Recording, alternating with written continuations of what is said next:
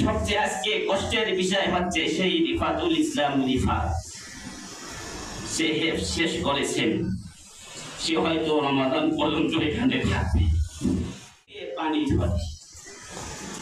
সবচেয়ে আজকে কষ্টের বিষয় হচ্ছে সেই রিফাতুল ইসলাম রিফাত সে শেষ করেছেন, সে হয়তো রমাদান পর্যন্ত এখানে থাকবে। রমাদানের পরে আমাদের কাছ থেকে সে বিদায় নিয়ে অন্য প্রতিষ্ঠানে কিতাবখানায় ভর্তি হবে।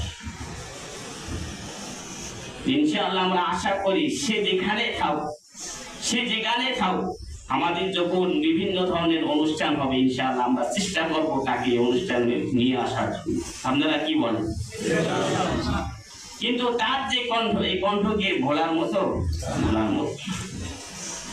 আমরা তার জন্য ইখলাসের সহিত কাজ করে দোয়া করবো। আল্লাহ তাবারক ওয়া তাআলা যেন তাকে হক্কানি হাফেজ আলেম হিসেবে কবুল করে, আমিন। তার মেধা শক্তি যেন বৃদ্ধি করে।